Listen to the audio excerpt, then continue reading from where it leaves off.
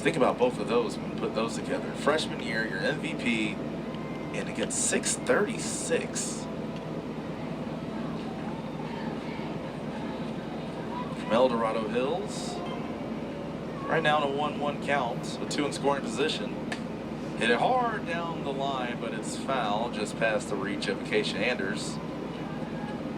It's 1-2.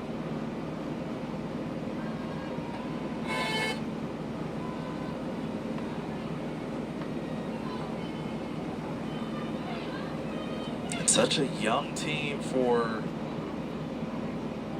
the Aggies. And sitting in the middle of that Big West where one series here or there can turn the tables in terms of where you're ranked. We saw that in the Pac-12 last weekend. As there's strike 3, good pitch from Halajian, caught her off balance for strikeout number 1 for Sona on the afternoon. And Sona with the off speed here, and you can even see it. Kilday, she was getting ready to pull that trigger on the swing a little early and froze up a bit. So good pitch selection, good location. 2 on with 1 down now. And Sarah Nakahara at the plate, first pitch swinging. She fouls it off.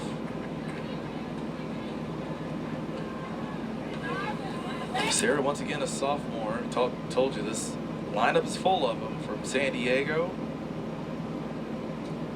One hit that she did have last weekend was a double.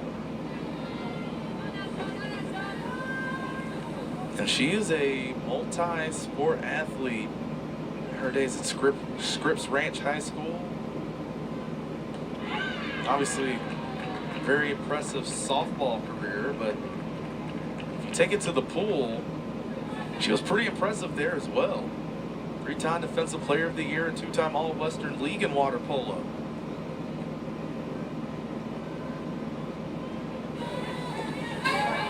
Play water polo, there's no questioning of your toughness. All the action that goes on underneath. What a nice pick over at second by Deasia Psyche. She'll go over to first to get the out. There's out number 2, but a run does come across as Matley came in to score. Oh, good job by the Aggies to manufacture a run. They get 1 back from the Bears that score 7 in the bottom of the first. It's 7-1 now.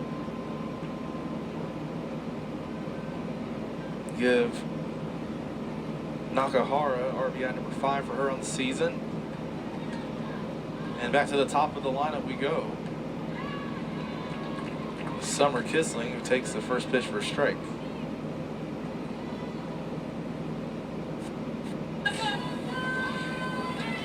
Summer singled her first time up, was left stranded though at third base.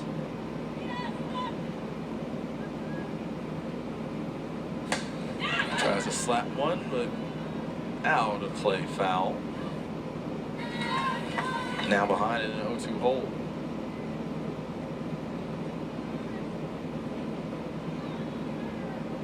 We've seen Sona in a few 0-2 situations so far. We'll see if she's able to finish this one off. The last one that she saw was Nakahara, who got the ground after the RBI, but earlier in that inning had Matley 0-2 and then lost her to a walk. Good job fouling that one off by Kissling to stay alive.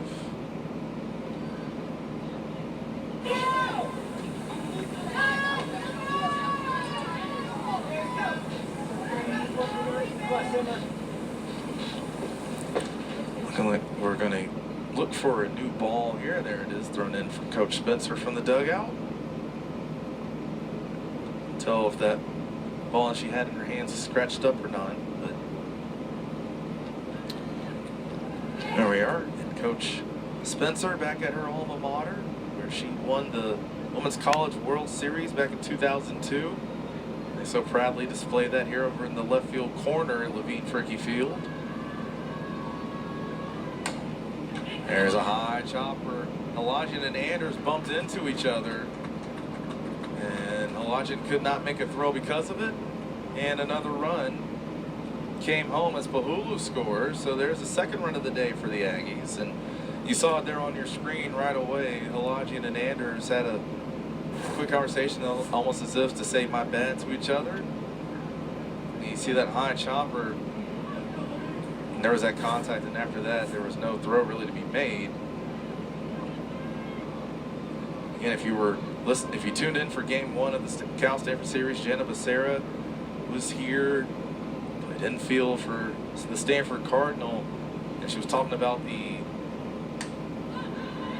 almost the order of operations, if you will, for who gets what in the infield, and also the importance, of course, of the communication, not just on the pop-ups and the fly balls, but those ground balls as well.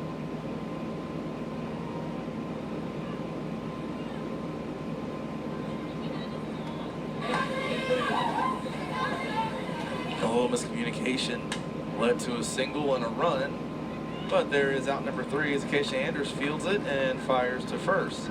But the Aggies find a way to get 2 on the board. We're going to the bottom of the second now. Bears in front 7-2. See, Spencer makes the change once again as Sona Alajian comes back in. This bottom of the top of the 6th inning. Annabelle Tepperson went an inning plus. She was responsible for the runner over at first. She gave up 4 hits. And up to this point, 2 runs, both of those being earned.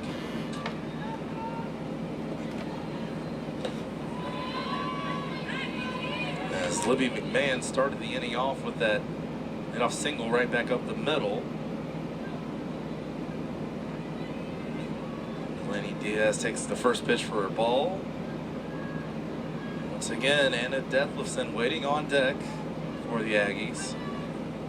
And that one is absolutely crushed. Just a little out in front, though.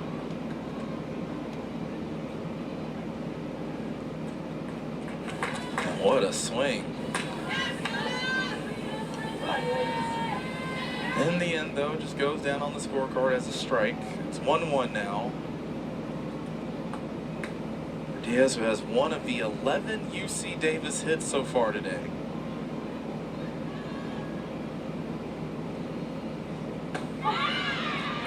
Called a strike on the outside corner. Nice pitch by Sona. 1-2.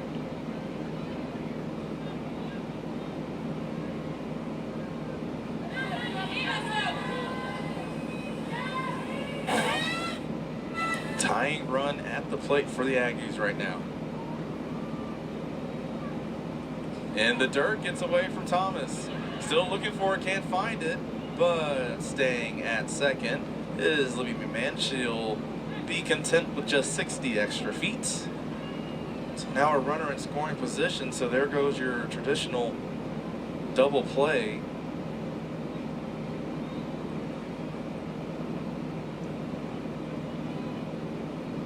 Still nobody out. It's a 2-2 count to the 3-hole hitter.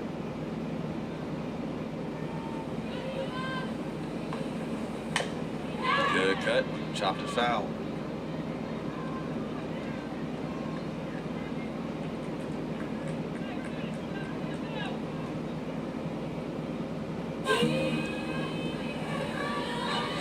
I was talking about the crowds earlier that were on tap for this past weekend. So many of those games, you could not find an empty seat or bleacher anywhere. As that one's hit to the gap and he gets through. That's going to get to the wall. 1 run scores. Diaz into second, sliding in safely. RBI double for Delaney Diaz. As this UC Davis offense is piped up right now, it's a 1-run game. And a good piece of hitting, got it all the way to the wall. Pretty much knew at that point that the run was going to score. And now for Delaney Diaz, of course you see the brace on her right knee. She's going to get a pinch runner in.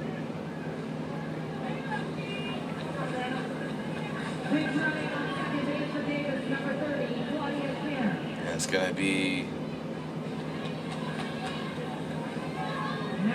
the 30, Claudia Kim, senior from La Mirada, California.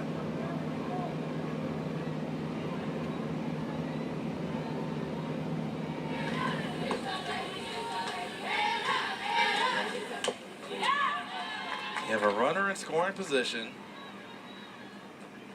was the hitter that all Aggie supporters would want at the plate right now with a chance to tie this up or even take the lead. Anna Dethlefsen. 1 for 3 so far today with a single and a run scored in the third inning. Takes that one high. It's even 1-1.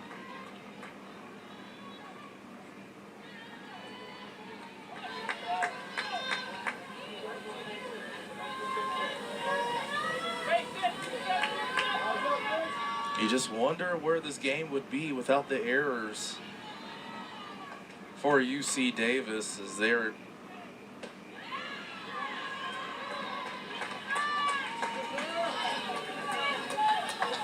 right at the top in the Big West in terms of errors committed. If you add the 2 on today, 65 for them on the year. 2-1 count now to Dethlefsen. Chopper, Anders Fields fires and gets the out at first for out number 1, as Claudia Kim will stay at second. And so Sarah Starks will come up as she looks to add to her multi-hit day. 2 for 3 so far. Getting that hustle double in that 5th inning.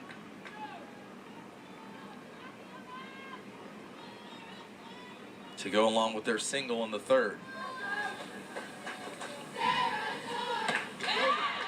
Big swing there.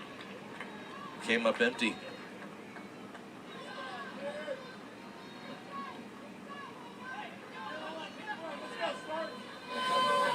0-1 counts. And Matley on deck. In the dirt, good stop by Thomas until even 1-1.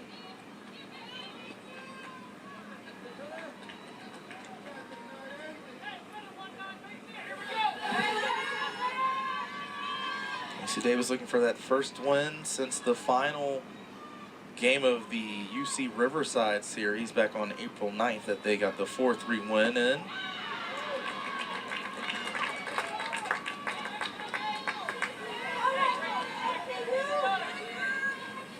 Look at their last series in conference. They swept Cal State Bakersfield and took just 1 of 3 against UC Riverside. And of course, they were swept against Northridge as that one hit Stark. So dead ball as Kim was looking to advance, but the hands went up behind the plate by Mark Maciel. So now runners on first and second. I guess if you want to look at the bright side of things, that means the force play can go anywhere of the 3 bases on the infield. There's Reese Matley, though, who just barely missed taking a ball out of here her last time up with an RBI double in that 5th inning.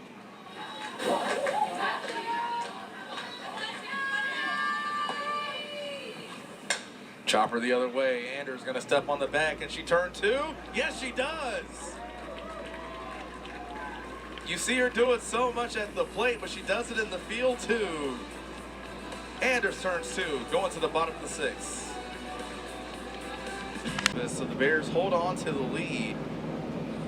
See if they can get some insurance here before they go to possibly that final inning. And it'll be Kennedy Brown still in the circle.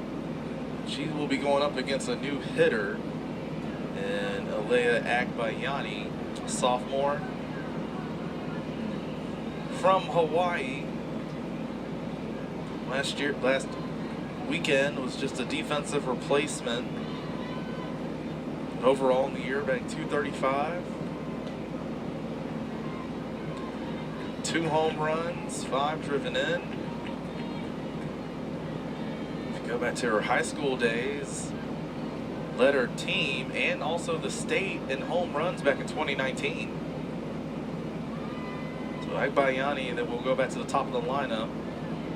McKenna Smith on deck.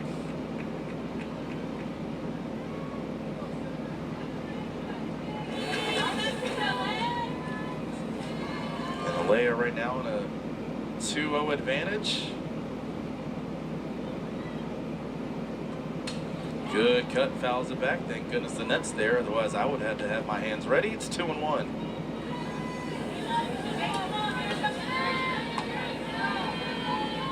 If you go back to last year, they batted 162, had 1 home run, 9 driven in. Diamond Sports run in her family. She's a long-time major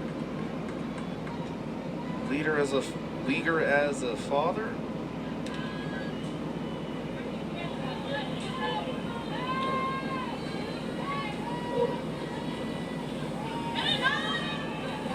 Ben Bayani, I remember his time with the Mets, as there's a swing and a miss. The ball wasn't caught, so the throw over to first to secure the outs. There is out number 1. Back to the top of the lineup.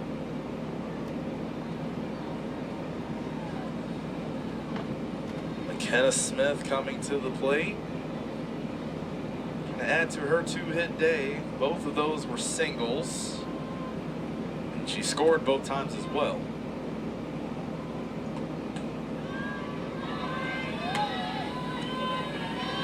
In between those 2 singles, a pop out over to second. Once again, we also saw McKenna play a lot of defensive positions. We see her left and first base. So many ways that she helps out this team, and it's pretty funny because when we talked to Chelsea Spencer about her and her coming back to the lineup this past weekend, she's saying, you know, eventually this team's going to have to learn how to play without her. And of course, at the same time, she's saying, no, I'm happy that we don't have to. So versatile, so talented, a good leader for this team. Last year, she was 3rd team All Pac-12, the second time she's received All Pac-12 honors. And she continues on her pace. Might be seeing a 3rd time in that regard. She thought she had a walk there, but it was called a strike on the outside corner. The count now goes to 3-1.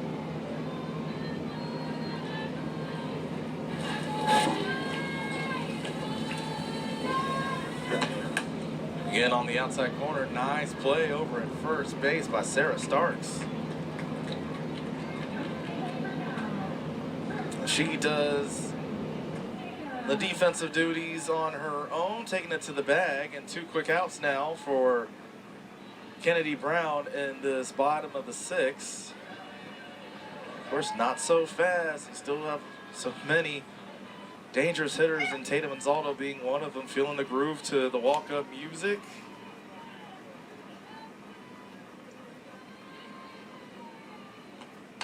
And lines one over the head of Starks over at first for the single. Well, if her singing over the walk-up music didn't show how loose and lax she is at the plate, the first pitch line drive over to right sure helps, and that big smile at first base as well. 2-out hit for Tatum Anzaldo. That's her 3rd single of the day.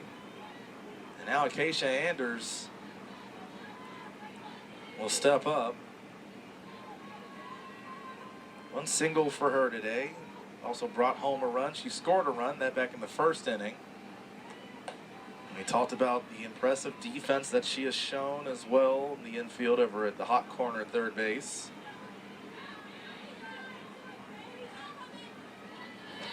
Future sure is bright for this program at Chelsea Spencer.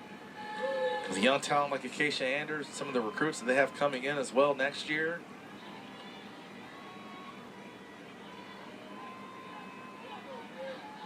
It's one of the emphasis that Chelsea Spencer has put is you want to keep that local talent, keep it in-house, and then try to poach some of the good talent from other places out of their areas. And on her way to doing just that. Some special talent from Archbishop Mitty coming in next year in that class. 2-1 count right now to Acacia Anders. And chops that one, and it'll spin foul. Count now even 2-2.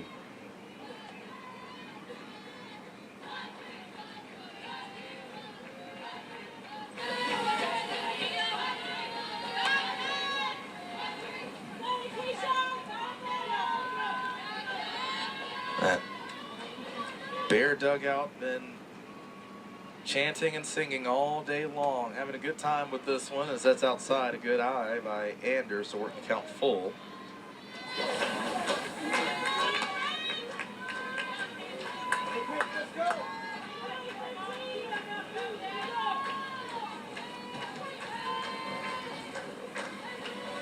Payoff coming.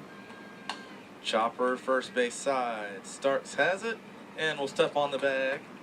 And there is out number 3. There's one single, but nothing else after that. Final chance for the Aggies to at least tie it up coming up in the top of the 7th.